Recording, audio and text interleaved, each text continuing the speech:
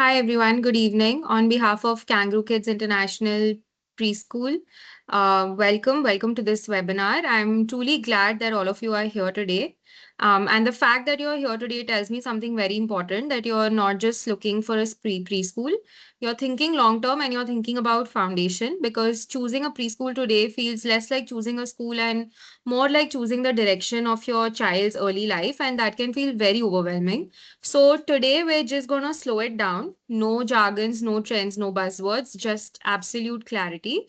And joining me in this discussion today is Sibi Fakih, of Academics and Research at Kangaroo Kids International Preschools. Sibi is a pedagogy and learning design specialist with over 2 decades of experience shaping curriculum frameworks, teacher capability programs, and learning systems across early years and school ecosystems. Um, as in her capacity as the head, her work sits at the intersection of child development, curriculum design, and emotionally safe learning environments where children feel seen, heard, and empowered to become independent thinkers.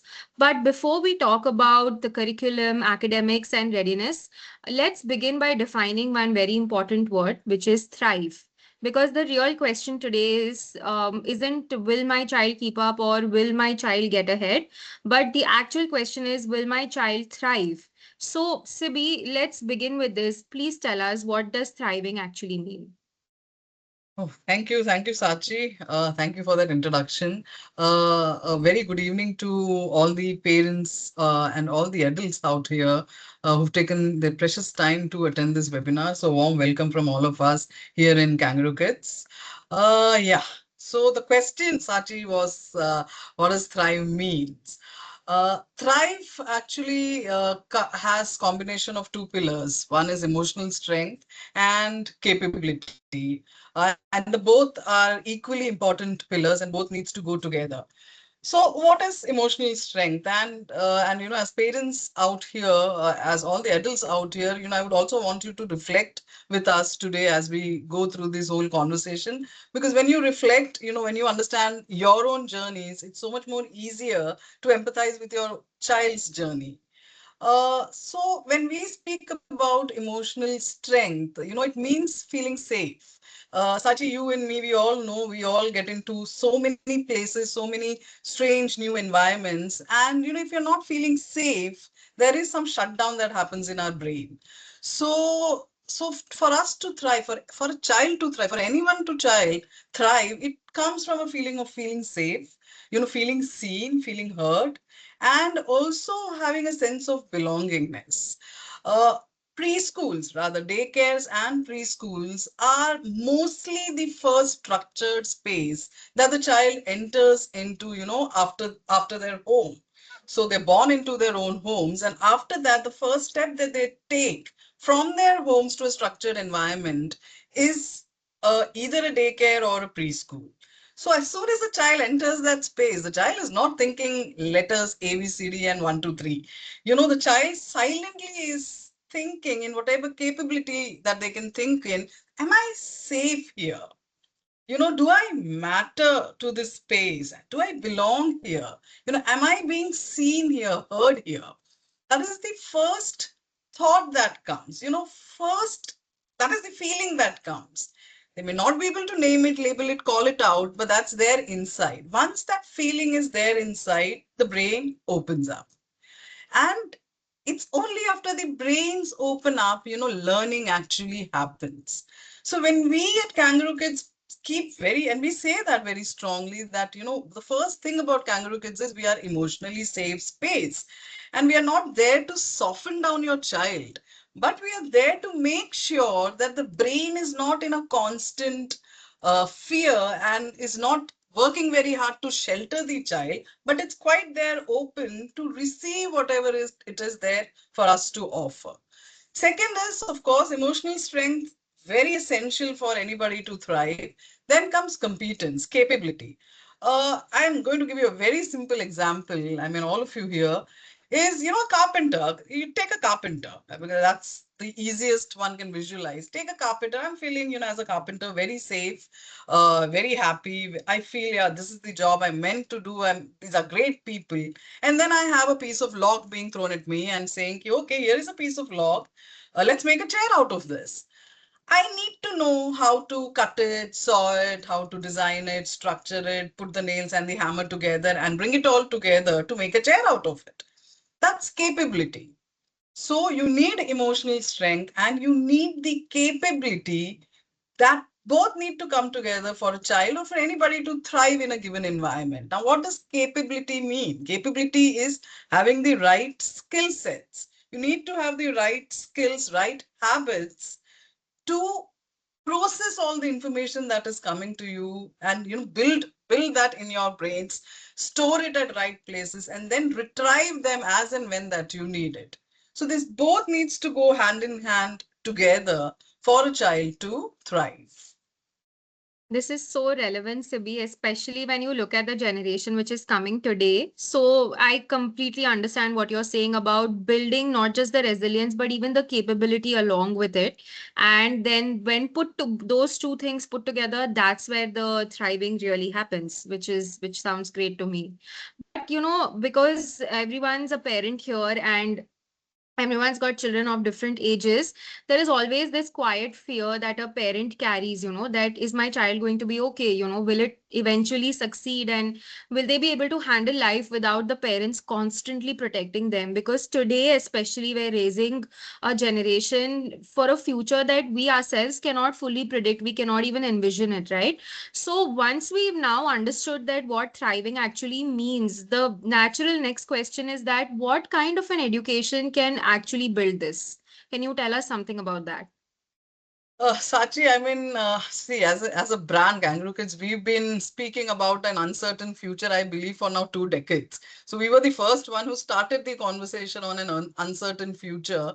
And I hate saying it, but then Corona happened, and we all felt like, people see, this is what we were saying for the past 20 years, that the world is changing, and world is changing at a pace that none of us can now, put a number on. And I've had this conversation in so many different gatherings, from 2020 to now 2026. And each time I've had a relevant information to kind of a relevant real life thing happening in the background to connect it. So it started off with Corona, where you tell parents that, see, look, Corona, did we predict it? And then it moved on to the Ukraine-Russia war. Then there was some climate change that happened, because I do believe that we had November and December rains in Bombay. Then the whole AI revolution happened in between. And we were all thrown out of gear with the whole chat GPT coming in. And after that, of course, Gemini's and so many. So the whole AI revolution happened. Then the Israel-Palestine war, and now some other Iran, US, and all of that's going on. I mean, how much, I mean, if the parent are afraid today, I completely empathize with them. Being a parent myself, we all worry.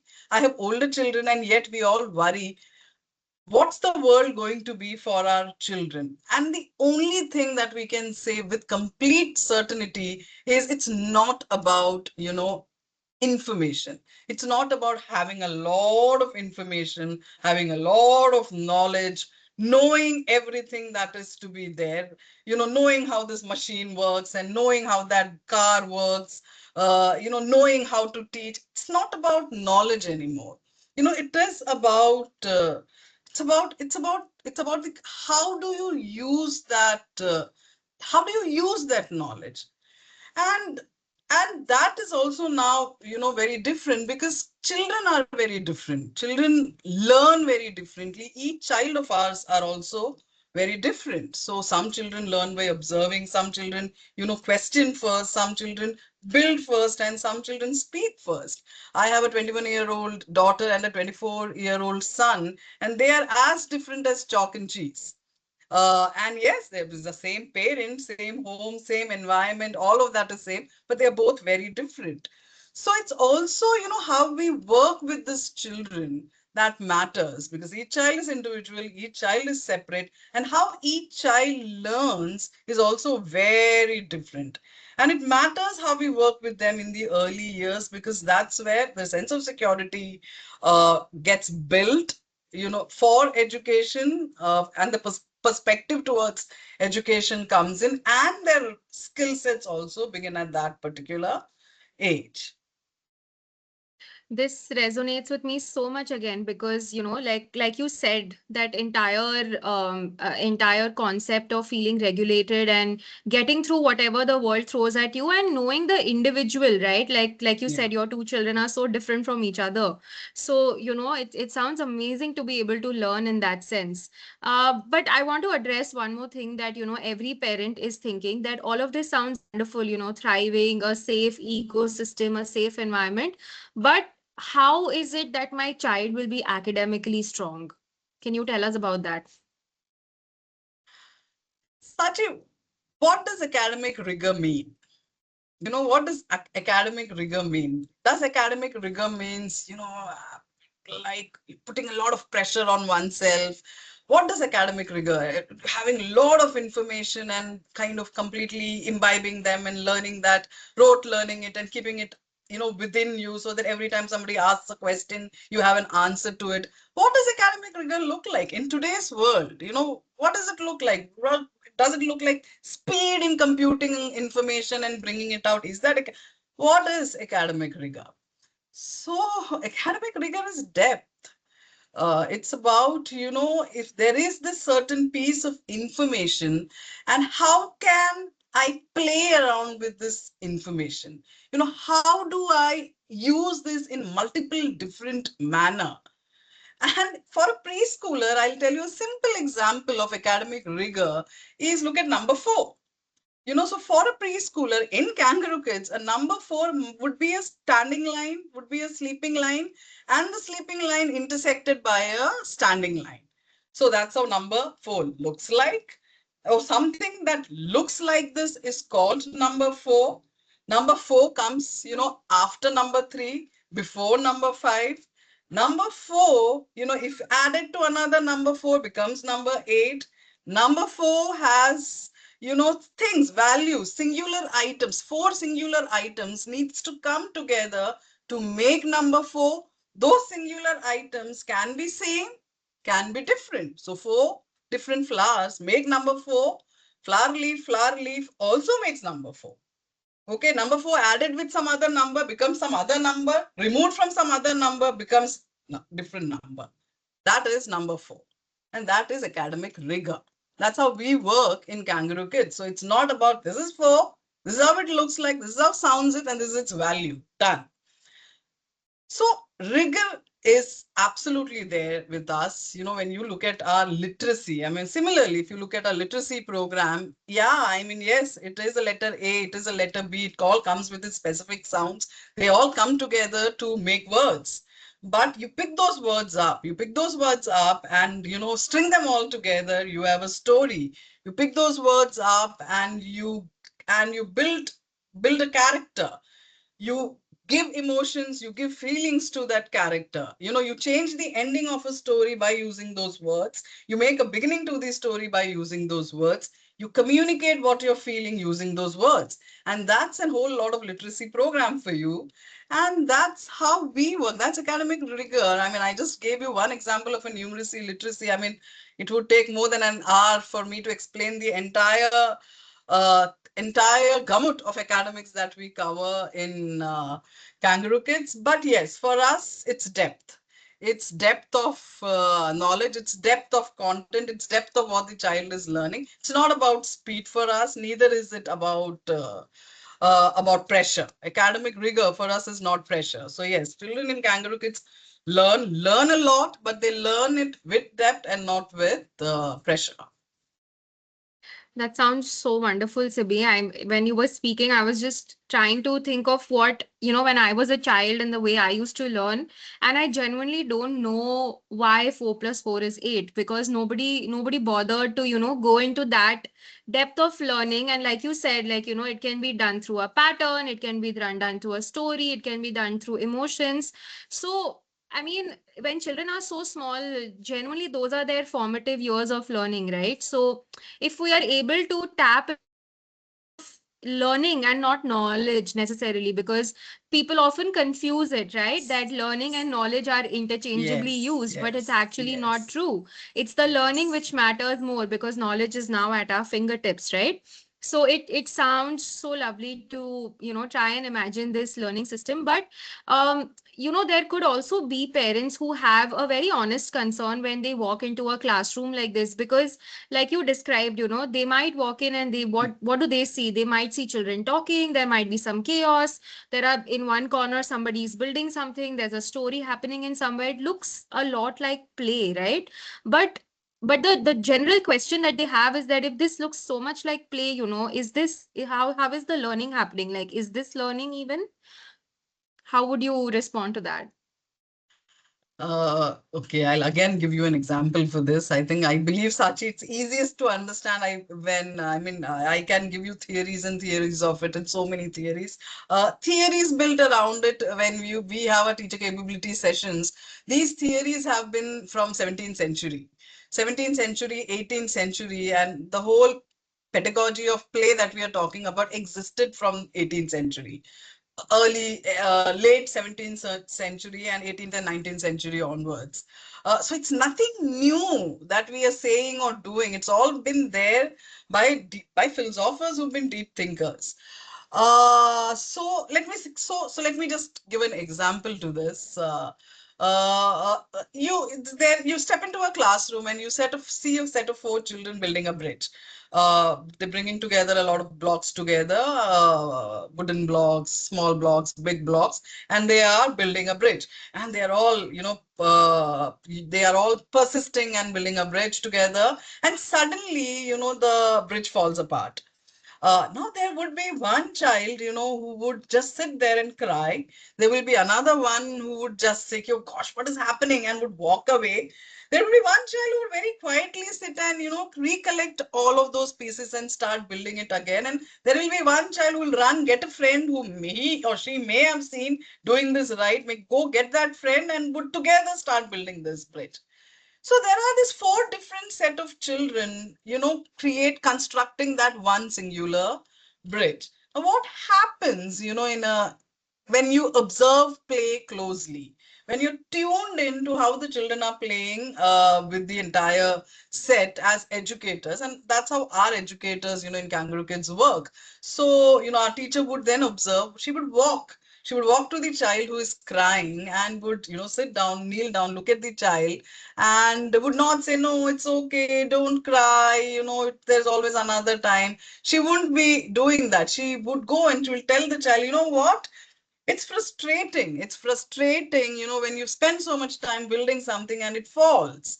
And she would help that child to label the emotion that the child is feeling and the sensation that is brought in. And then, of course, would say that, "Would you want me to help you? Should we together go and build that bridge?" So that's how you would deal with the child who cried away. And the child who must have walked away, she would not stand there and judge that, "Oh, child, he avoids, challenges, and what a child walked away, doesn't have persistence." She wouldn't judge the child. She would walk to the child and would ask the child, "What is it? What is it that made you walk away? Were you overwhelmed? Or did you think it was too difficult?" So she would work with that child to build reflection. The child would start learning to reflect, and then whatever with that child has said, the teacher would then intervene and change the activity. She will maybe either simplify it or maybe do a little scaffolding of showing how to start it off. So that's how what happens with the second child. With the third child who sat there and sat and rebuilt the whole thing, she would again not go and tell that child, "You know what, great work, yay, everybody clap." She wouldn't do that. She would just tell the child again that, what worked the second time. Did you change the base? Did you change the kind of blocks that you picked up for the base? And she would help the child process their own problem solving skills. Children do a lot of things instinctively. So they need to be called out and said, "You know what, this is what you did. This is the steps that you followed." And that then gets into their strategy in their brain. So the next time they pull that strategy out from their brain and use it. So you need a teacher to acknowledge that, show that to the child, and maybe other children were sitting there. And of course, the fourth child who went out, found a friend to collaborate, she would appreciate that, call that out as an example, and then, they would all work together.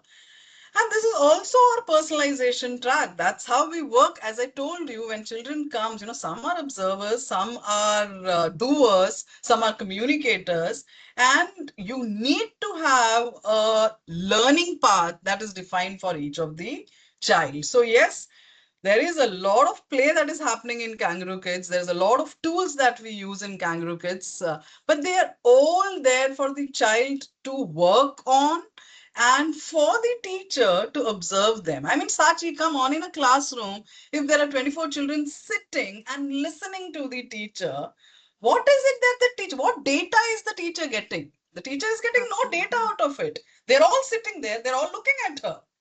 So there is no data for me to understand who this child is, what works for this child, what are the strengths, what are the challenges. For that, you need to let the children free, give them a lot of equipments to work with, and of course, have a strong curricular framework under which the children operate, which only the teacher knows. Children feel that they're playing, but the teacher knows this play is leading to that, this intervention is leading to that, and all of that. Wow, And they're this having fun, sounds, they're happy. yeah.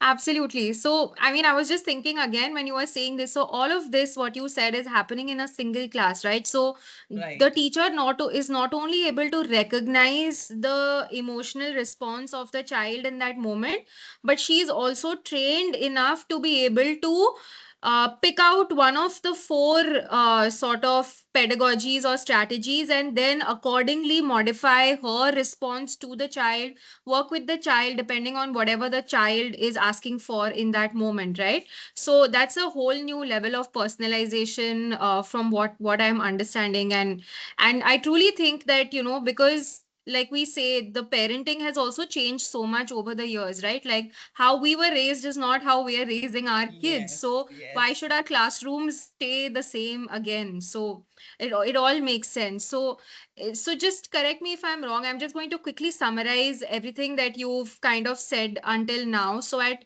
what we do at Kangaroo Kids is we develop the academic rigor with emotional strength being our anchor. And this is done using personalized learning as the pedagogical anchor. So, at the Right, end, right.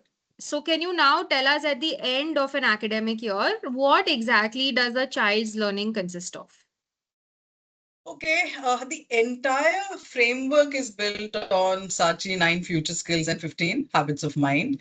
The nine, and of course, there are our five enrichment programs that's woven into this into the entire pedagogy. So yeah, I mean, we have the ICANN learning system. The Kangaroo Kids functions operates on the ICANN learning system.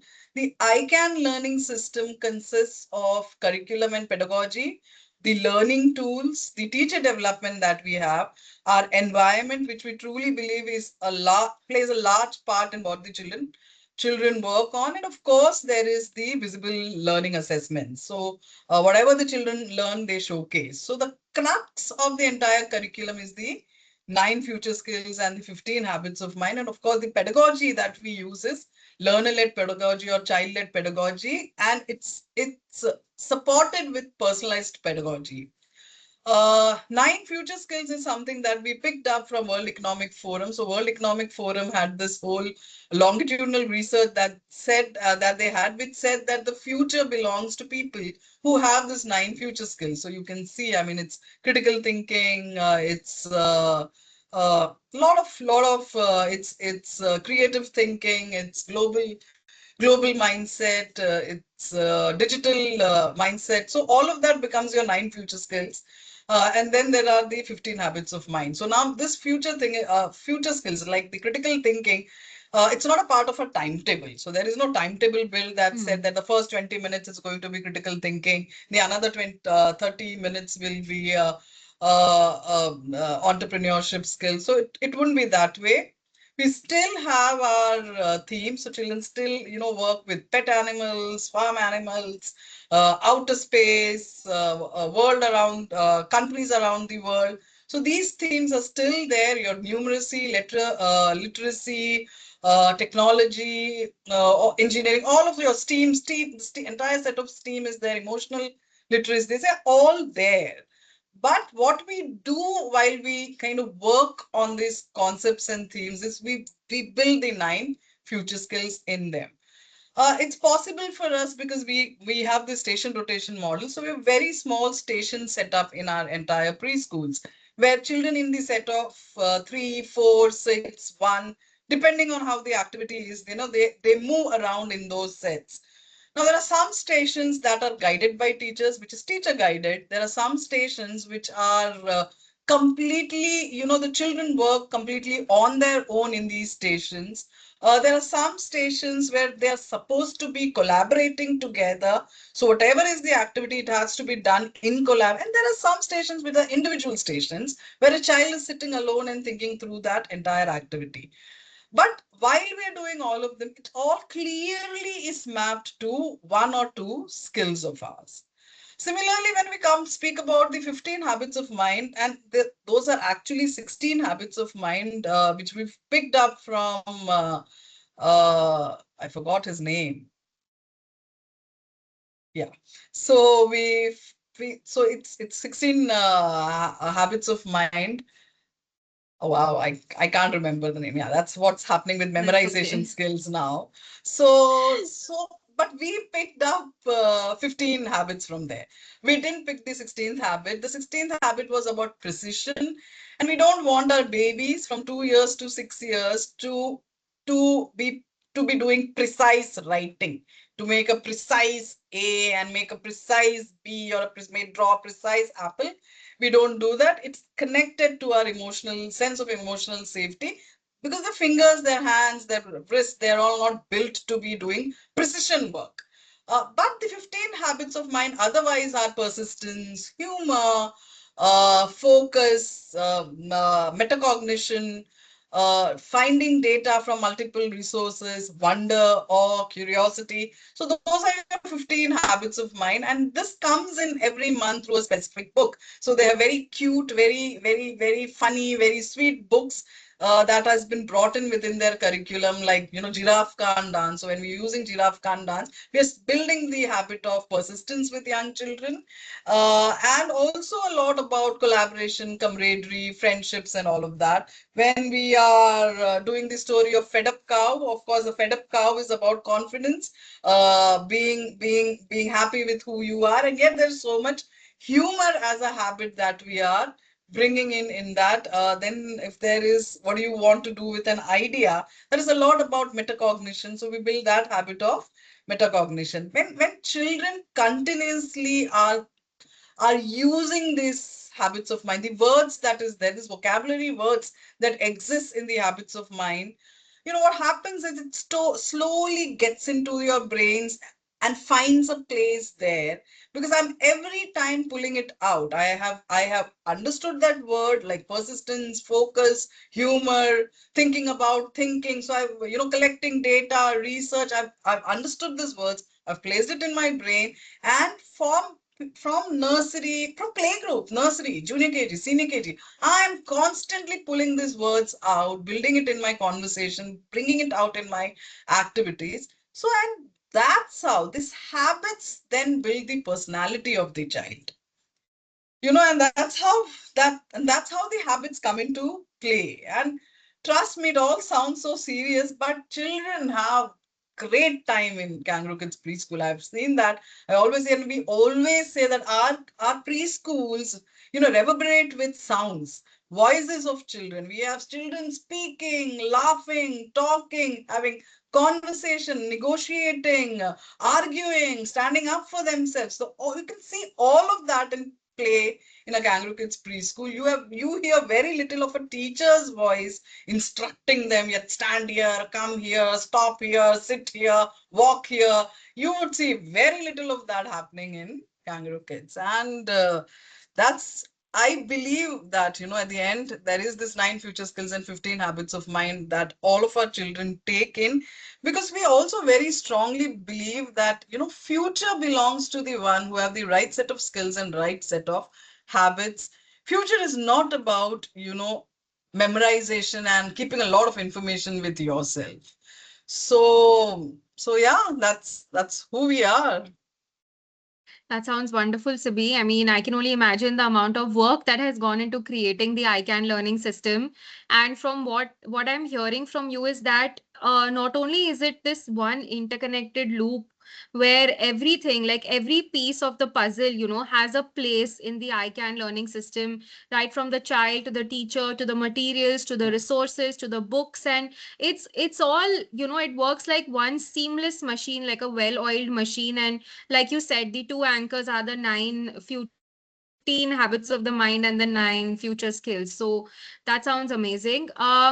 So dear parents, this is this is the crux of our webinar today. We wanted to talk about not just the Kangaroo Kids ecosystem, but also about what is it in store that we are creating for the next generation. So keeping up is genuinely about comparison, but thriving, if you truly believe in thriving, it's about internal strength. Because when you thrive, you're actually raising a child who is emotionally secure, intellectually curious, skillfully capable, and also very, very resilient in uncertainty.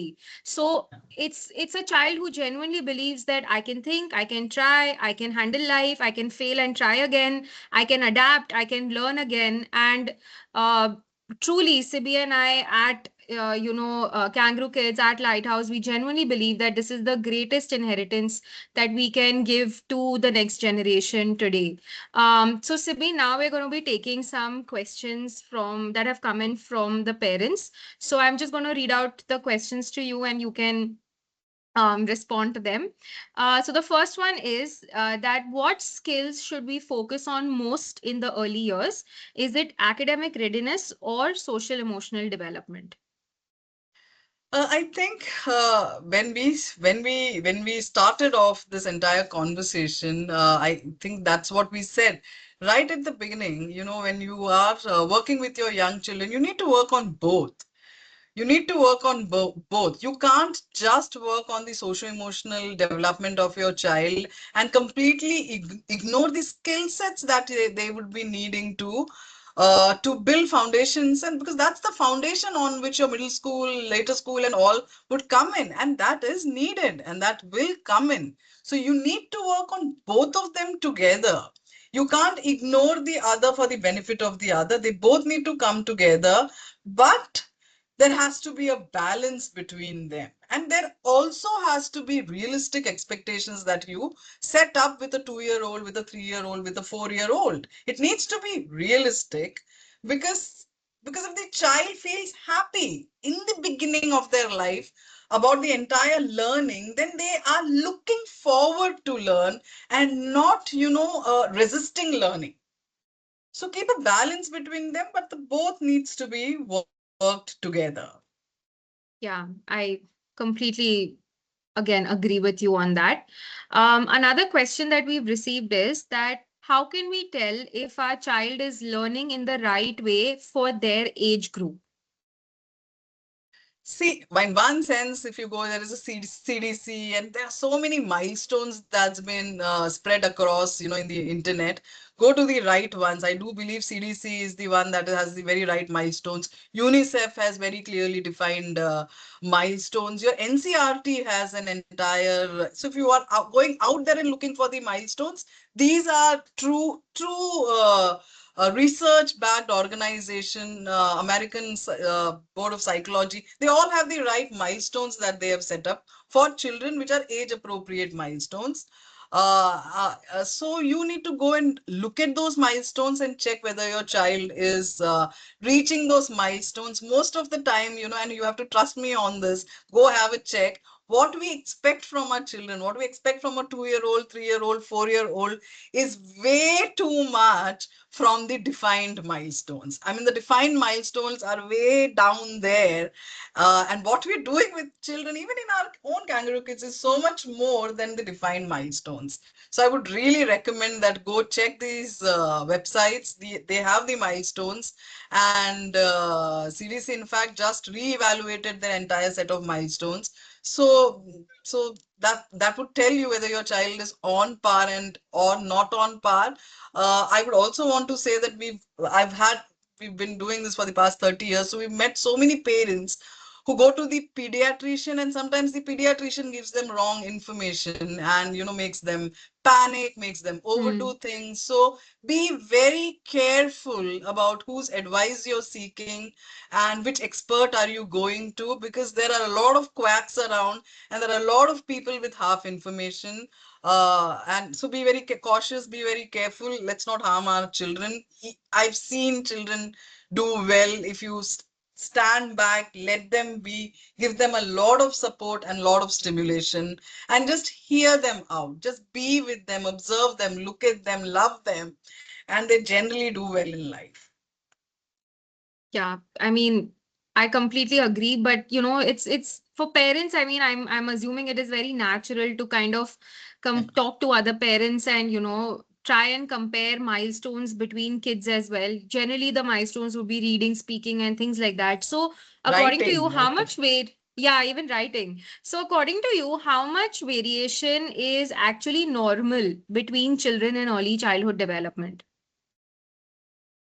See, early years, from 2 years to 6 years, I would say 10, 15, 20% of variation is also quite okay. Because, especially in the current generation that we've seen, that we've been seeing, no 2-year child is alike, no 10-month-old children are alike, and no 6-month-old child is also alike. So, coming back to my own example, my son, and I am again, I have a 21-year-old daughter and a 24-year-old son. So my son, at an age of 9 months, started speaking. He was out there with words, with singular words, 9 months. I do believe, because we were in a joint family and he was the first child in our big joint family. So everybody was speaking Speaking to to him. him. Every person was having a conversation with him. And we both, we are family. I mean, look at me. We're all family. We were a chatterbox family. So my son, at a month of 9, started speaking. While my daughter, when she was 9 months old, started kind of running and walking, which was also not normal. Which was not normal. That was very early writing and walking. But she started reading when she was 9 years old or something.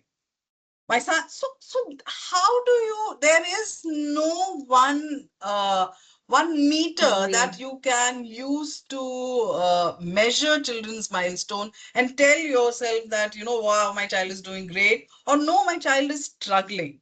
But majorly, we would say there are big call outs. There are big call Yeah, outs, like, and even that I have seen changing with time. right. I've seen a lot of, and I can't. That's the reason I will not put a finger down and say, okay, this is normal and this is not normal. This is when you have to panic, and this is not when you have to panic. One needs to see the child to actually kind of say that. And uh, trust me, those children, I mean, this generation that you have, if you have a 2-year-old, 3-year-old, 4-year, they are very, very different from even children who were 10 years before. Yeah. So, and there are no researches being done on this current 2-year-old and current 3-year-old and the current 4-year-old. It's all ongoing. So, all I would say is, not do not panic. Do not panic. Keep yourself calm. Consult multiple people and consult multiple people, before you take a decision on if there is interventions that you're looking at. Otherwise, I would say relax. It's a beautiful stage to have a 2-year-old, 3-year-old, 4-year-old. I mean, Sachi, I've never ever felt tempted to move out of preschool as a section, because I believe they are the most creative, most happy children that we have, and just enjoy that phase and not worry so much. I know easier said than done, but trust me, it comes from experience. Yeah, I'm sure, Sibi.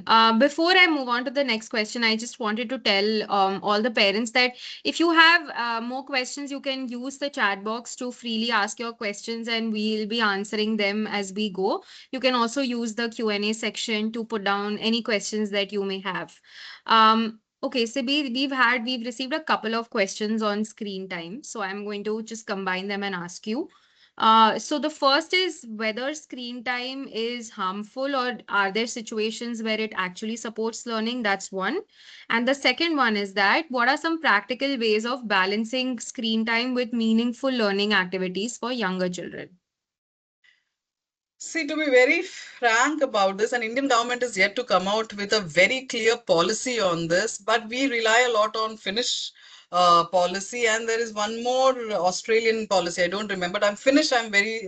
We go by Finland's policy on screen time, which says a child below 2 years, no screen time.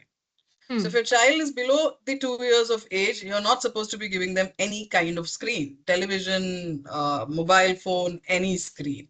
A child after 2 years, you give them 10 minutes, I think 10 or 15 minutes of screen time.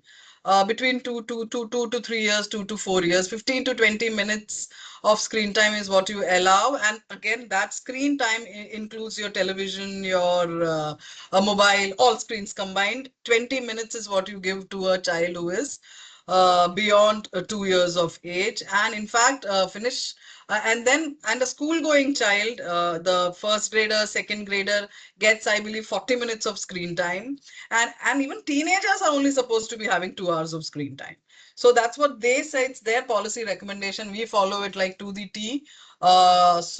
Even within our preschools, we there are stimulations that we would use iPad for, and we would use the television for.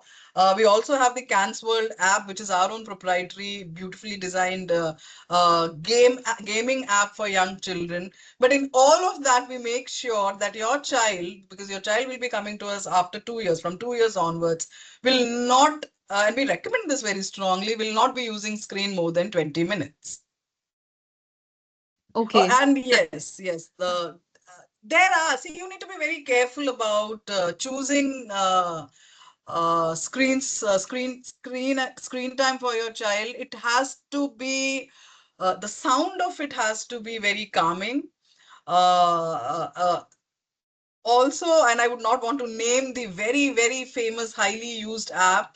They all use the kind of sounds which makes your child addicted to the particular screen. They all use very loud, specific colors as a background, so that's also very addictive to the child. So make sure that your child is using screens which have very light pastel colors on it and very calming, soothing sounds on it. And of course, games that makes your child, do not let your child do mindless watching, because your Hmm. brain, the neural firing that has to happen in this specific age doesn't happen when you're mindlessly watching something. So nothing that requires mindless watching, anything and everything that makes your child think and apply their brains and do something. Right. So you're saying lead with thinking even while using a screen. That's the Yes, most important yes. thing. Right. I think we have one last question, Sibi. So in the market, of course, there are so many preschools, there are so many different philosophies that people talk about. So as a parent, who's entering into the world of school for the very first time and they have a small child, it's very overwhelming.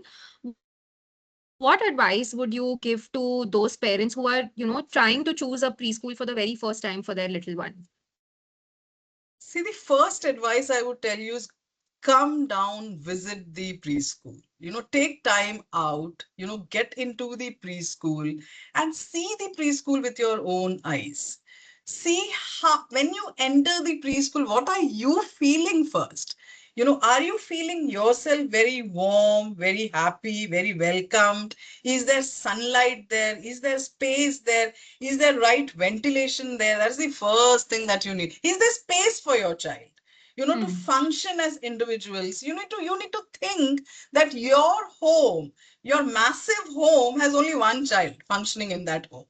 So make sure when your child is stepping out that there is space for your child in that classroom, in that specific preschool. Then, of course, you need to look at the pedagogy. What pedagogy are they using? Are they making your children thinkers, or are they making your child, instruction followers? You really don't want your child to be instruction followers, because then they're looking at the teacher for instruction, then they're looking at their peer for instruction, then they're looking at you for instruction. They're just looking at then they're looking at their Hmm. boss for instruction.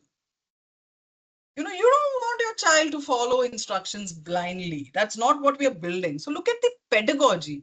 how much is your child going to be involved in what is happening within the classrooms? Or is it something where the teacher takes the lead and everybody else has to follow the teacher, whether I like it, whether I do not like it, whether it kind of follows my inert pattern or not? So that is simple. That is all that you need to look at it. Please, I will tell you what not to look at. Do not look at convenience. मेरे घर के सामने है, Hmm. छोड़ दिया. मेरे घर के नजदीक है, छोड़ दिया.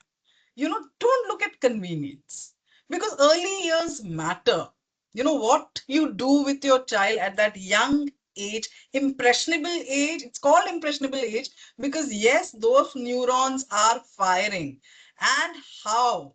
And how? The kind of processes that's being built within the frameworks that's being built within the brain happens the most. And yeah, it's been said so many times, but it is the truth.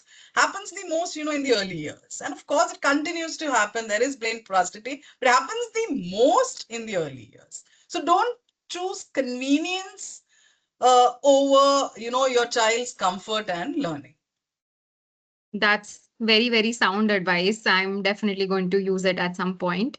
Thank you, Sibi. It's been an amazing time talking to you. There's so much that you shared, whether it was about thriving, emotional resilience, the ICANN learning system, so many pearls of wisdom to take away from this webinar. So thank you. Thanks a lot for being so patient with us and sharing so much with us. And dear parents, thank you for being here and joining us in this webinar. As you must have realized through our conversation, at Kangaroo Kids, we protect childhood while preparing the children for the future. There is warmth with rigor, there is always safety with challenge, there is a beautiful balance between individuality and academics. So your child is not simply keeping pace with the world, but they are growing into the world, they're becoming their own, and they are genuinely thriving. We would love to continue this conversation with all of you at our Kangaroo Kid centers. So please feel free to visit us and have a conversation with us, and we'd be happy to answer any more questions that you would have. Thank you once again, Sibi, for doing this for us, and yeah, My thank you to pleasure. My everyone who pleasure. attended. Thank Thank you. you Thank so you so much. much. Thank you. Thank you.